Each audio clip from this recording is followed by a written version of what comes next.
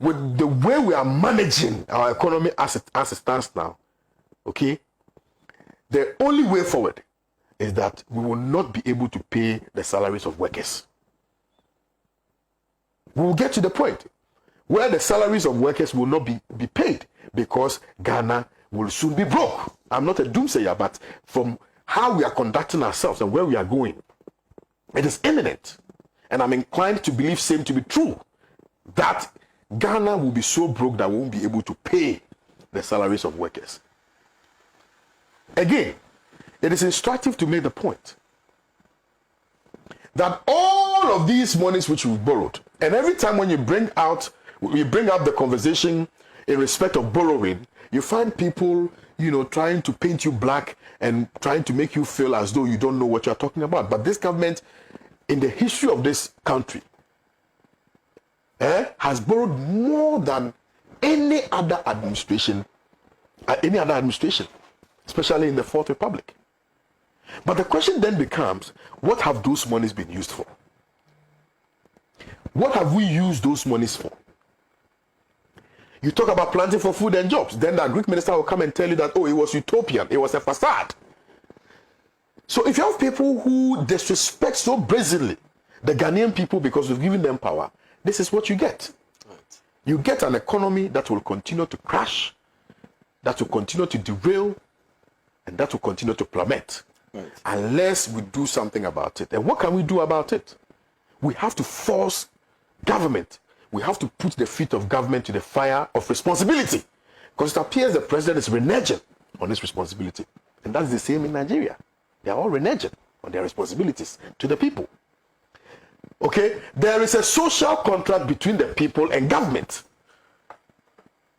And power resides in the people. So if the people give you their power for a certain period of time, you do not have to misuse the power which is given to you by the people.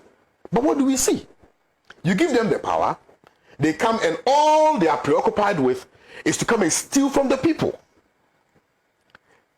If it is not so, then how come that we are learning that some people within this administration have mansions and buildings in Kenya? When you go to Kenya, they are Trasako.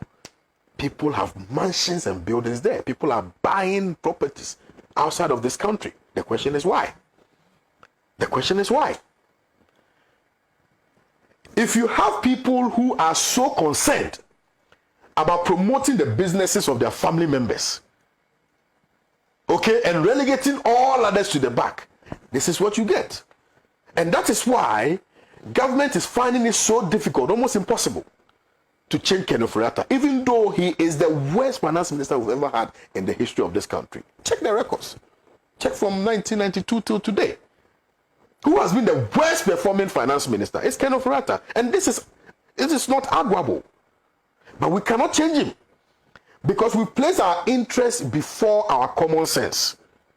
And we've placed our interests before the love for the ordinary man who lives in Nima, for the ordinary man who lives in Boko, for the ordinary man who lives in Shukura, for the ordinary man who lives in Achimasafo, for the farmer who has to wake up every morning at the break of dawn, sometimes 2 a.m., 3 a.m. I've lived in a village. I grew up in a village, and I know when farmers go to their farms. The farmer will go to the farm, go and cultivate, get something, and bring to their homes. And yet, somehow, we do not introduce policies which directly benefit these people. And that is why the cocoa farmer will go and grow the cocoa. Cocoa board will use the money to go for loan, but they don't benefit from it because their roads are bad. That is the kind of system that we run. And if you run such a system, how do you expect your country to grow? Right.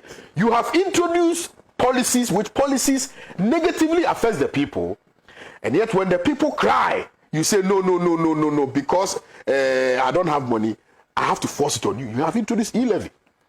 The introduction of e-levy was senseless, was needless, and was baseless. Yet it has been introduced, and the people are continuously are being suffocated, and yet somehow the government doesn't care.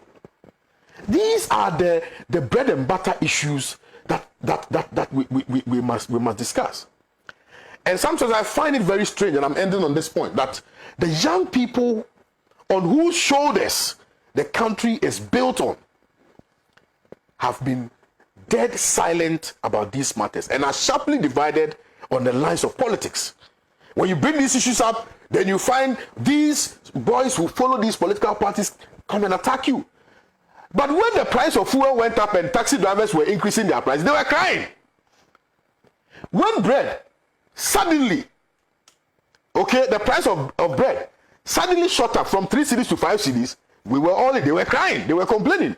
When an olonka of rice went up, we all suffered it. They were crying.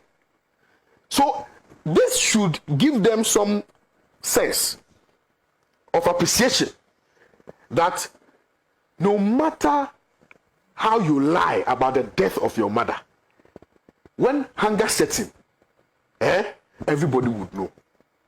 Everybody would know.